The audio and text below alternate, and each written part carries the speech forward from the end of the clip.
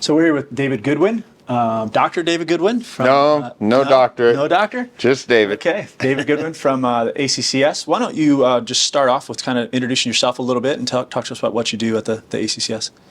Well, I am the president of the ACCS. We have about 12 staff members, and we obviously serve the members, and we, as an institution, we've been the leading group with classical Christian education for, the last 35 years, something like that.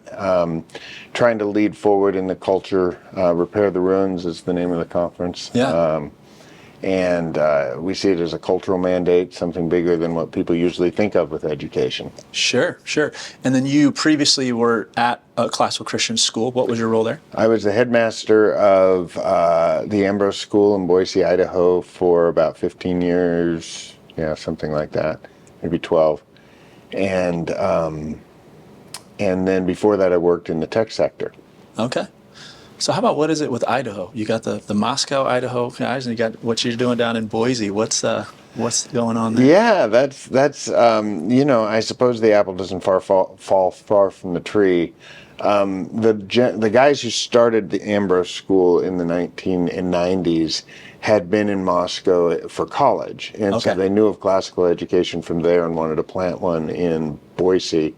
But other than that, there's not a lot of connection between the two cities. They're 300 miles apart, and it's pretty much a wilderness area in between the two. So you don't cross paths a lot with Moscow if you're in Boise. Sure. So how about your understanding of just the origin story of the ACCS? Yeah, well, it began, of course, Doug Wilson and the community in Moscow, Idaho, founded the first classical Christian school in about 1980, called Logos School. That was in operation until about 1991, when Doug, because obviously it takes about a decade to grow up a school, and once it had become a successful venture, Mr. Wilson had written a number of books, and he wrote one called Recovering Lost Tools of Learning. That drew even more attention to Moscow. So then they began, curriculum houses started getting developed to feed more of classical Christian schools around the country. And it was within just a few years, there were about 100 schools founded there in the mid-90s. Doug presided over the growth of the movement till probably about 2000, and then he continued on with other ministry projects, and the ACCS has been leading since then. Okay. So, and then when did you come into the picture in terms of being president? I became president of ACCS in 2015. Okay. So we spoke with Dr. Dernlin earlier this week, and he had mentioned that in the last 3 years it's almost doubled the membership of ACCS. How has that been, seeing the growth there?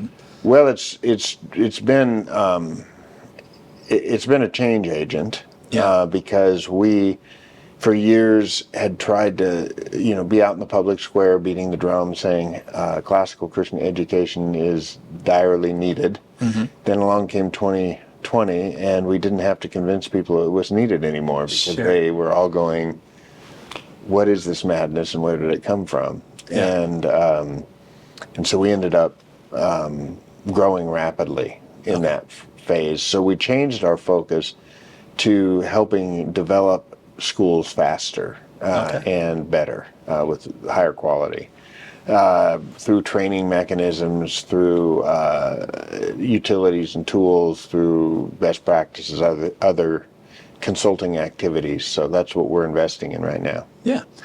So then how maybe have you seen, obviously when more schools get involved, anytime an organization grows, there's potential, you would think, more schools, potentially more problems in terms of you have a vision. How do you kind of stay on that vision? You have a culture. How do you keep the culture from changing? No, that's exactly why we're investing now in training and other aspects that will help. in some way homogenized the movement a little bit more. It's always been very homogenous, but that's because of the nature of how it grew. Yeah. Schools didn't just start because somebody thought it was, they read a book and thought it was a good idea as much. They would see the book or whatever, and then they'd find another classical Christian school near them, and that school would help them, or some other school nearby would help them. And they'd come to the conference, and it was a very organic sort of interpersonal activity. But now there's just so many schools starting and so much need that doing it interpersonally is harder. So we're working on creating tools that will make it more effective. Sure. Yep. And so our school did the accelerator program. Oh, good. So that was very, very helpful. So how about just in the current cultural moment that we're in right now? You mentioned cultural mandate, Christian mandate. Why is classical Christian education so important right now? Well, we've been saying inside the movement for a very long time that culture is dependent on paideia, which is a Greek word that it doesn't translate into English, so basically it's almost unknown to us, but it is the ancient word for education, and it is essentially the word that means that children are born basically without natural affections for things, so you use the educational process to cultivate rightly ordered affections, because when you have an affection for an evil thing, which is natural, in Christian theology, that's of course our natural state is to love evil. Right. And you cultivate the children to love good, to love the good, and to love it in the right order. So just as Jesus says, the first command is to love God and then love your neighbor. We often talk about the loving neighbor part, but we forget the fact that they were given it in an order. Right. And loving God is the higher command. It's the greater command. And that's the whole view of the classical world. Paideia was kind of coined in that time frame. And it is the end product of a classical Christian education, unlike the Western Christian paideia is, and that is what gave rise to Western civilization. So in a very real sense, Western civilization depends on paideia. It depends on the Western Christian paideia. Without it, the city starves, as we say in the book, the Battle for the American Mind. Without the Western Christian paideia, the civilization will starve. Yeah. So you mentioned the book Battle for the American Mind that you were a co-author in. Why was that book important? Well, Battle for the American Mind was a cooperative project between myself and a Fox News host named Pete Hegseth. And he had seen the work that I'd done on some research around the progressives and the nature of paideia, and he was really stricken by just how much of a solution this presented to be. And wanted to help get the word out. So he and I co-authored the book. The book takes a chronicling attempt. It begins with sort of the problem of our day, but then it quickly goes into here's how we got here. Here's the story. And it surprises a lot of people. The most common comments I hear about the book are, I never knew this. How come I never knew this? And the funny thing I always say to them is, did you go to public school? Who owned the public schools? The story in the book is about the progressive takeover of America's schools and the consequential takeover of America's paideia and the therefore natural effect of a nation that goes off the rails. Right. And so that progression is chronicled in some detail in Battle for the American Mind. And then in the middle of the book, we explain what classical education is and why it does what it does to create the Western Christian paideia. And in the end, we make a case for restoring Western civilization by restoring Western, classical Christian education. Yeah. And my assumption with that book is that you were heavily involved in the explaining classical Christian education piece of it, but can you maybe speak to how the progressive education or modern education, how that came to be and kind of take over? Yes, well, I wrote most of that part because I had done some research in the early 2000s where I had read all of the there were two primary progressive journals at the turn of the 20th century. So, say 1905 to 1920, that era. Okay. One was the New Republic, which still publishes.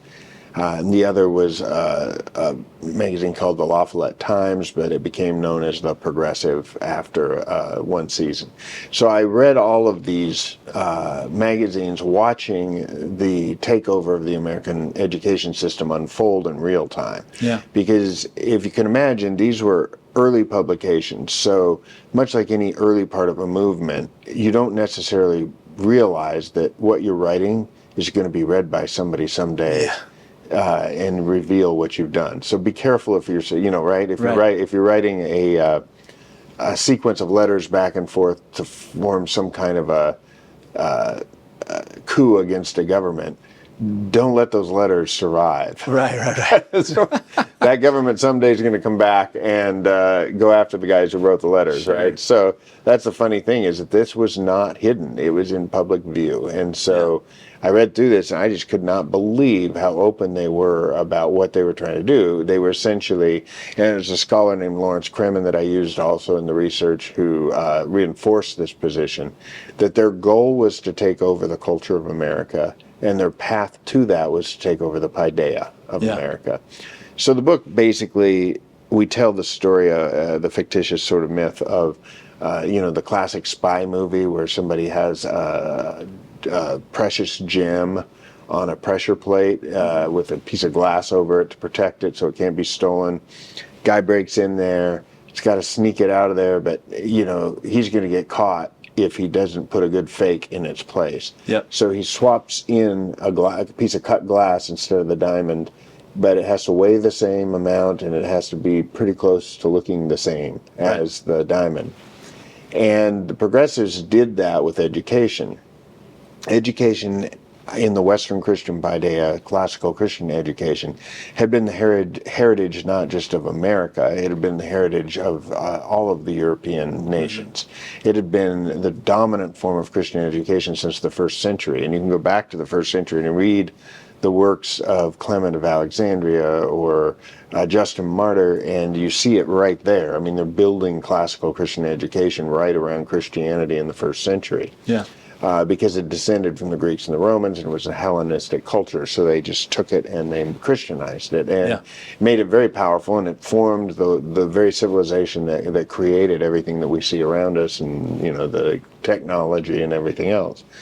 But the progressives did not like that. They wanted it. They hated Christianity and they wanted to get rid of it. Yeah. Now, when I say that, some people will argue and say, no, they didn't. Some of them were clergy. Sure. So how could they hate Christianity?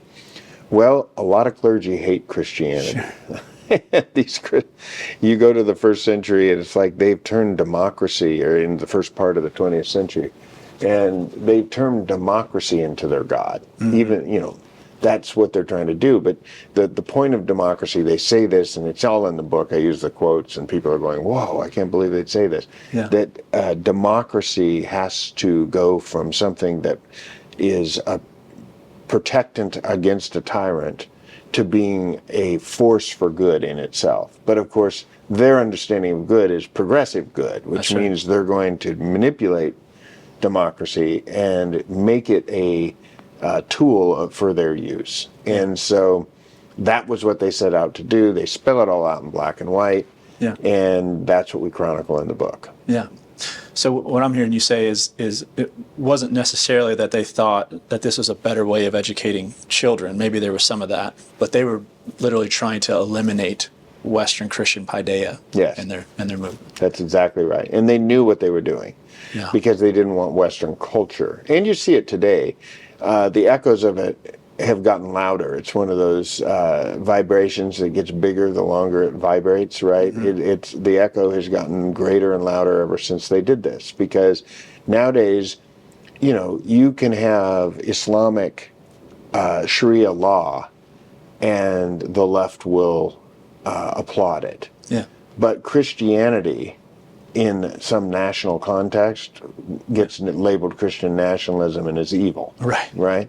And it's like you guys make no sense. You're embracing this oppressive form of religion, Yep. and you're rejecting this freedom-loving form of religion. So Yep. why? It doesn't make any sense. Right. Well, it does make sense if you realize that they have to tear down Western civilization. Yeah. And they know, and this is the sad thing, is that most American conservatives are only now waking up to this, Yeah. that Western civilization is essentially leaning against the wall of Christianity.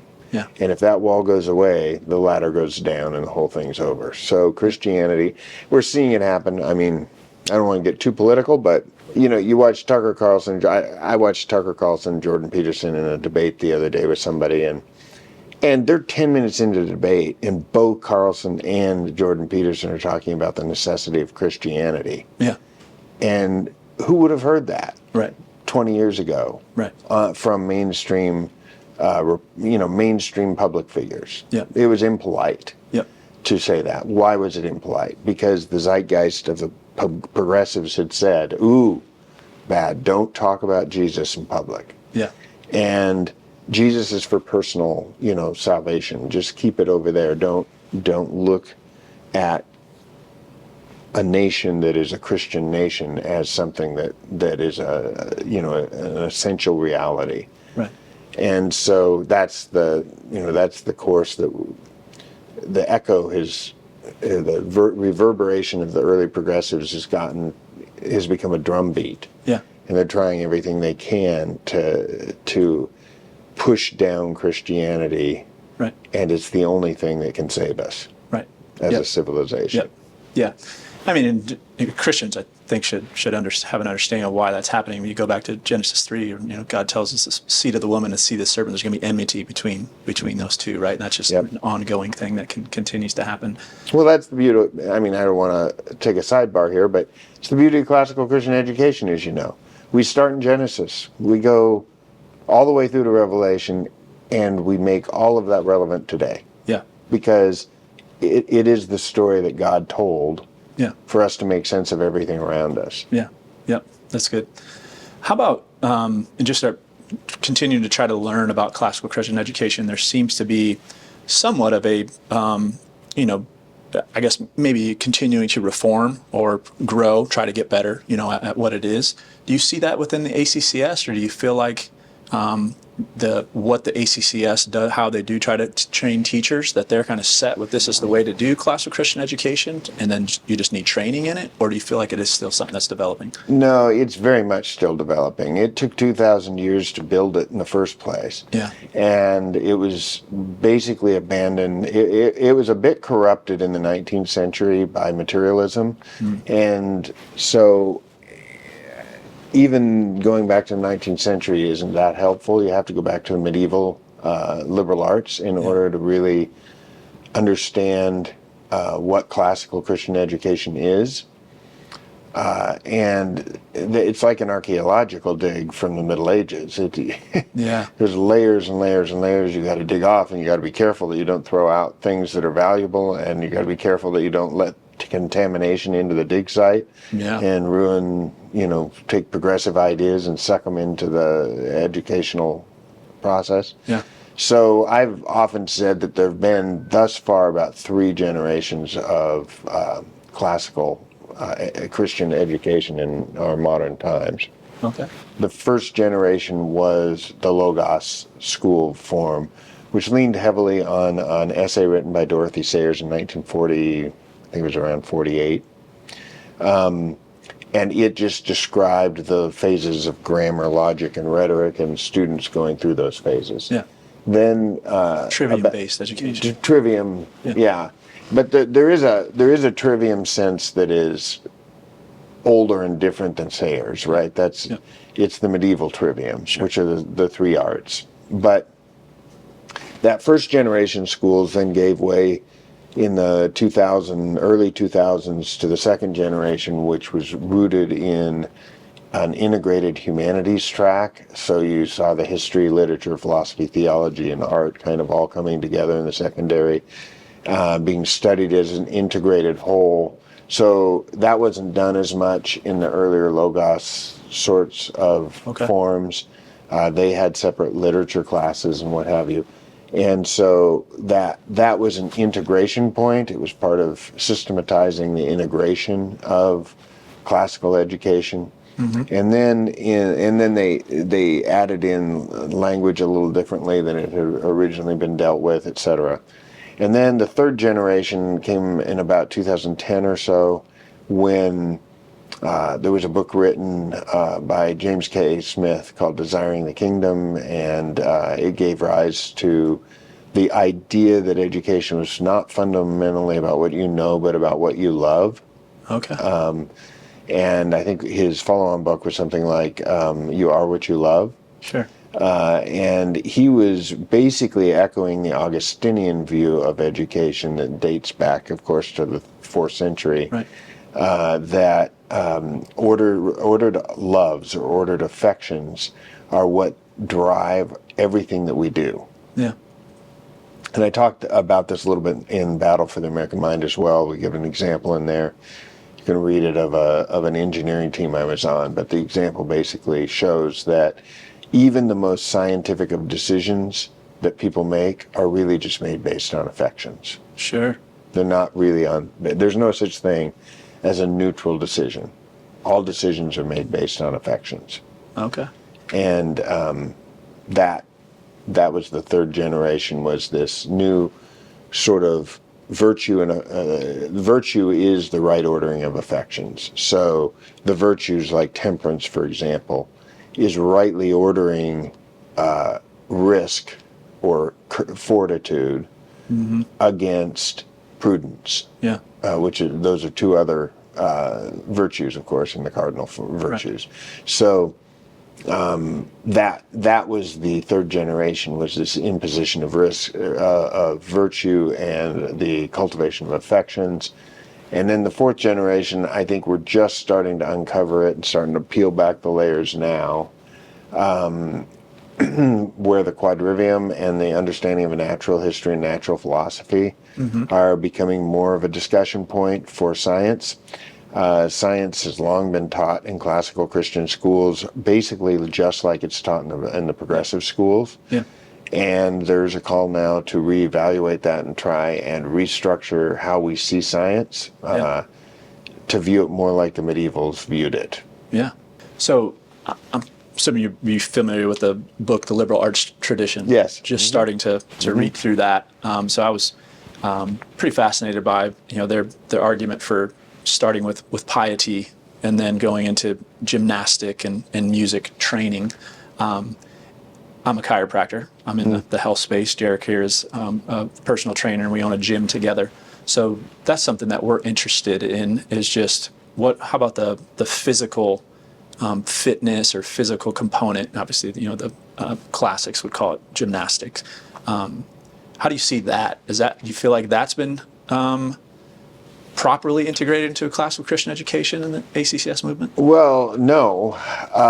I'm actually, it's ironic you should ask. I just wrote a chapter for for the follow-on book to Battle for the American Mind. I'm writing it on my own for HarperCollins, and I just wrote a chapter on that because it possibly is late fourth stage, maybe fifth stage, fifth generation, because in the ancient world, classical education was always a fusion of the mind and the body. So you had gymnasium was what they called their schools, right? And if you go to Germany today and you want to go to college, the school that you go to get prepared for college is called gymnasium, right?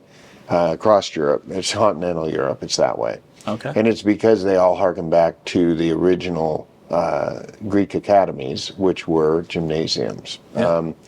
And they basically practice the martial arts. So this is one of the concepts I'm working through trying to figure out, but we've got a lot to uncover there. Right. Because like everything else, like science, and this is why this fourth generation is probably the most difficult that we're going to face, the progressives used sports to change the schools into community centers We talk about this a bit in Miseducation of America, which is a documentary that we did in alignment with the book. They use sports to kind of build a community out of the American public high school so that kids would be pulled away from their parents. And so sports became, that's why we have such a big ordeal with sports in high schools. Yeah. Prior to that, and if you go to England or into continental Europe today, you won't find that level. The sports there are incidental, they're intramural, they're kind of sidebarred. Yeah. I'm reminded of a story. I was hiring a teacher once who was an American, but she was attending Oxford University, and she was applying for a job at our school. And when she showed up on the screen, when we, Skyped in to it, she was in shorts and a T-shirt. And I joked I said, well, you dressed up for the interview. And she goes, I'm so sorry. I've got a soccer game right after this. And I said, oh, you're an American playing soccer in Europe. That's impressive. Is it like an intramural between? And she goes, no, it's the Oxford team. And I said, you're on the Oxford soccer team? She goes, oh yeah, but you got to realize over here, that just means I wanted to play soccer, so I got on the team, right? It's like there's no tryouts. It's just like, that's the way, we were so influenced by progressives, we don't even realize that. So on one hand, we've got a problem because the progressives have turned sports in particular into an idol. Yeah. On the other hand, the reaction against that is to say that we shouldn't be doing sports in school, which is that conflicts directly with the history of classical education because it's always had athleticism right in the center of it. Yeah. And as far as I've researched, the only real distinction is that they're always martial art kinds of things. Okay. So if you think about track and field, which is the most Greek of the things, right? That's where the Olympics got the track and field, so that's how they brought it into the schools. Discus, shot put, javelin, hurdles, those are all martial arts. It's all done it's all a martial art, right? Okay. Because that's what the Greeks were. They believed that young men needed to be prepared to defend their homeland and their what have you. So I think that we need to learn from that. I don't know. I'm not good at figuring that out. But as with Battle for the American Mind, I don't really see myself as somebody who